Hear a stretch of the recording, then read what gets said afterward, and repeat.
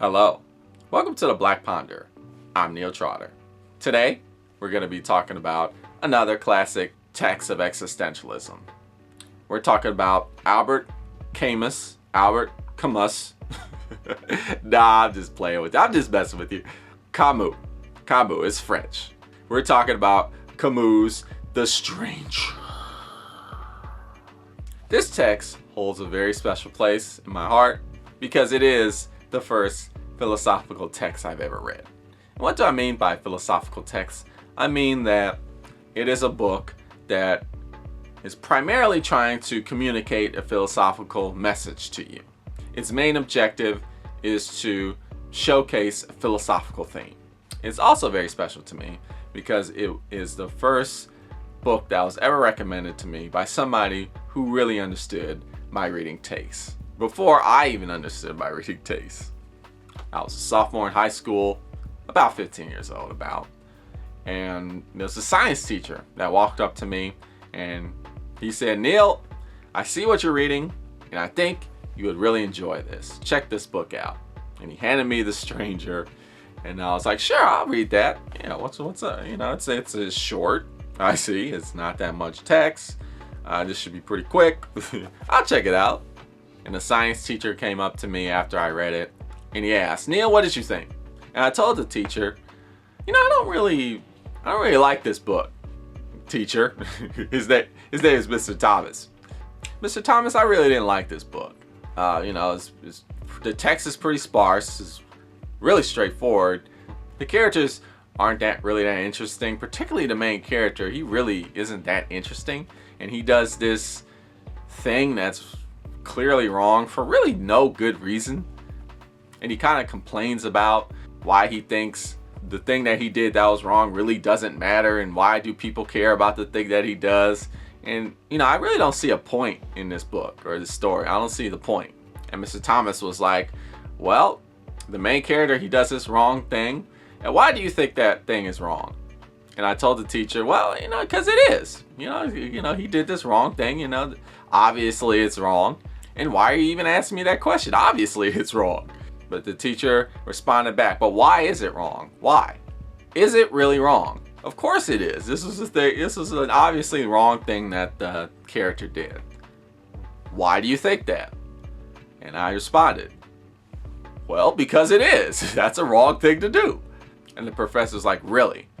He did a wrong thing because it was the wrong thing to do. You're telling me that it's wrong because it just is." Then he said, "Look, the issue isn't about whether what he did was right or wrong. The issue is, why is it right or wrong? Think about the reason why what he did was right or wrong. It needs to be more than just because it is." And then he just walked away. He kind of finished his talk and went back to doing his teaching thing, grading his papers.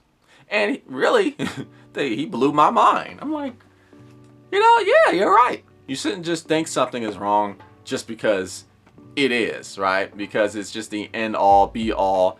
There is no explanation behind it. It's just wrong.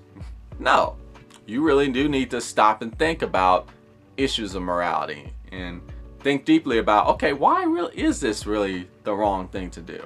Because after thinking about it critically, you might come up with a conclusion, well, maybe it's not so wrong after all. Enter the stranger.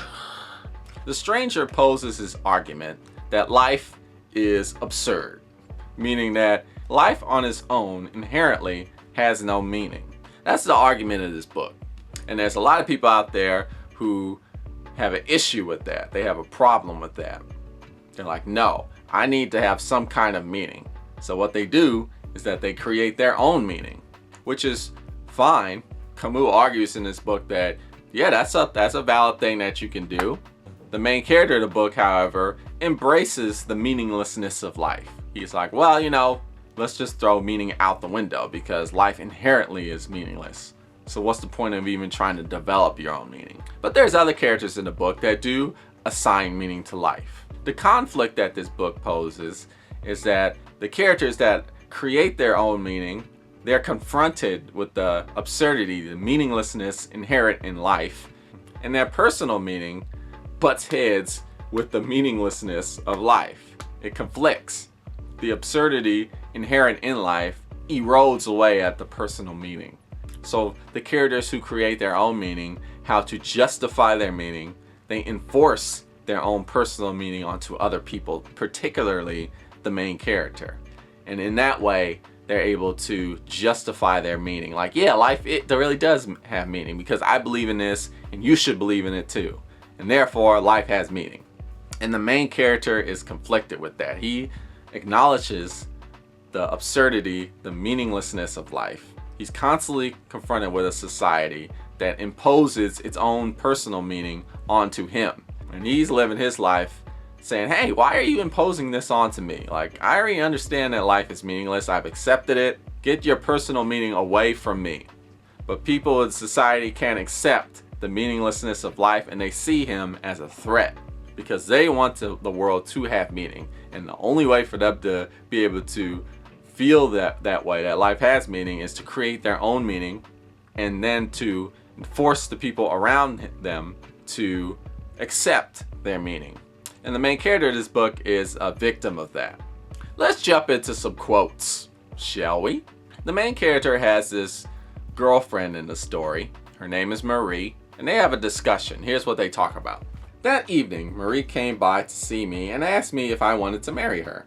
I said it didn't make any difference to me and that we could if she wanted to. Then she wanted to know if I loved her. I answered the same way I had the last time, that it didn't mean anything but that I probably didn't love her. So why marry me then? She said. I explained to her that it didn't really matter and that if she wanted to, we could get married. Besides, she was the one who was doing the asking and all I was saying was yes. Then she pointed out that marriage was a serious thing. I said, no. She stopped talking for a minute and looked at me without saying anything. Then she spoke. She just wanted to know if I would have accepted the same proposal from another woman with whom I was involved in the same way. I said, sure. Then she said she wondered if she loved me, and there was no way I could know about that. After another moment's silence, she mumbled that I was peculiar, that was probably why she loved me, but that one day I might hate her for the same reason. I didn't say anything because I didn't have anything to add, so she took my arm with a smile and said she wanted to marry me. I said we could do it whenever she wanted. I have these two friends. They've been together since high school, since freshman year in high school. And that's damn near 15 years. They've been together for a while. They have kids, but they're not married. They never got married. And people ask them, why don't you guys get married? You got kids, you live together with your family. Why don't you get married? They always throw out the response, I don't need an institution to tell me whether I love somebody or not. I do not need an institution, an establishment. I know that I love her. That's what the guy says. And the lady says, I know that I love him. We know that we love each other. And that's all there is to it. We don't need a ceremony to tell us this. They always say this. Oftentimes people say, your relationship is not really serious. Don't you want to solidify your relationship? Don't you want to make your relationship a serious matter? Because you're still ultimately just boyfriend and girlfriend. And they keep throwing out that response. We don't need an institution to tell us whether we're in love. We know we're in love. You can call it whatever you want. And they've been like this for 15 years, pretty much. I honestly admire them. I really do. It's not that I don't personally believe in marriage. I think marriage is great. I do think it's cool if two people are together and then they really want to get serious and they get married. That's great. But those two people, they don't need that. They don't need that. They obviously love each other. They've been together for a long time. They have children. The children are growing up nice. They don't need that. They've created their own meaning for themselves. And they don't need anybody else to tell them that they're in love. They don't need that validation. They know that they want to be with each other. Some people see them as, they're not responsible. That relationship they're in isn't serious. But it is a serious relationship. It's just that your idea, your personal meaning of what a relationship is or what a relationship should be doesn't apply to them. And you can sense that people who make those kind of remarks about them are threatened. They might ask themselves, well, is marriage really necessary? Is marriage really that important? Or does marriage really hold the meaning that I thought it did? Because obviously they don't need that. But the point is, if you want to get married, that's on you. That's fine. If you need to go through a ceremony and you need that kind of validation from your family and your friends to showcase your love, there ain't nothing wrong with that. That's a great thing. But not everybody needs that. And your desire to do that shouldn't be threatened by somebody else's non-desire to do that. Let's continue with another quote. Here, the main character is talking to a law enforcement officer. We're not gonna say the reason because I don't want to spoil it, but he's talking to a law enforcement officer. And this is what the law enforcement officer is doing. He said it was impossible. All men believed in God, even those who turned their backs on him. That was his belief. And if he were ever to doubt it, his life would become meaningless. Do you want my life to be meaningless? He shouted. As far as I could see, it didn't have anything to do with me, and I told him so. But from across the table, he had already thrust the crucifix in my face and was screaming irrationally. I am a Christian. I asked him to forgive you your sins. How can you not believe that he suffered for you? I was struck by how sincere he seemed, but I had had enough. It was getting hotter and hotter. As always, whenever I want to get rid of someone I'm not really listening to, I made it appear as if I agreed. To my surprise, he acted triumphant. You see, he said, you do believe, don't you? And you're going to place your trust in him, aren't you? He's talking about God. You're going to place your trust in God, right? Obviously, I again said no. He fell back in his chair. So you got this officer who believes in God, and he's a Christian, and his belief is getting threatened by the main character who doesn't believe in God. And oftentimes you see that in life. You see people, they hold a truth, a belief within them, but there's sort of a shallowness to it. Because when other people don't believe in what they believe, they become threatened. And they're like, whoa, wait a minute. No.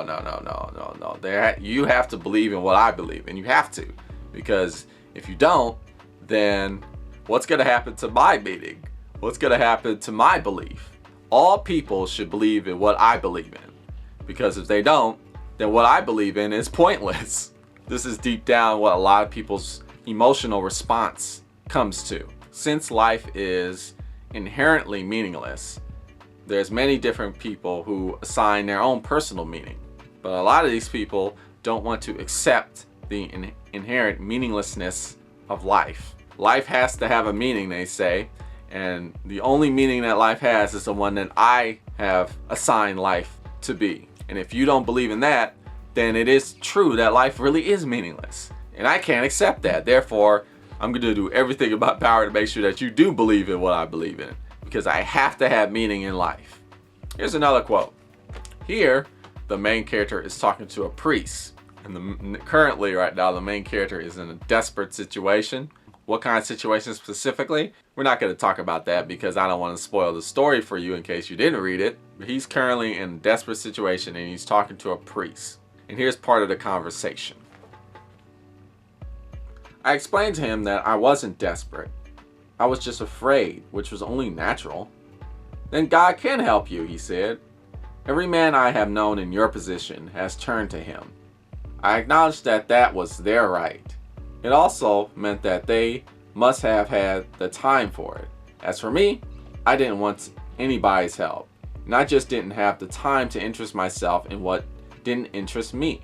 Again, we have a situation where this guy, specifically this priest, is falling apart because he's trying to get the main character to believe in God in this dire situation that the main character is in. But the main character is like, no, I'm just not interested in that. Just get that away from me. That doesn't mean anything to me. And so the priest becomes threatened. He's in despair. He's like, well, the priest is having an existential crisis. The priest is like, well, if it doesn't mean anything to him, then what really ultimately does my belief system mean at all? But it's important to understand that you can have your own personal belief system within yourself, and that personal belief system does not require validation from other people. It is not necessary to get other people to believe in your morality for your morality to be useful to you. And it's absurd to think that you can enforce your meaning on other people who are not interested. The reason why it's absurd because life inherently is meaningless. This is the argument the book makes. The only way that any meaning is derived is when we create our own meaning. Other than that, we have to accept the meaninglessness of life, which is what the main character in The Stranger does.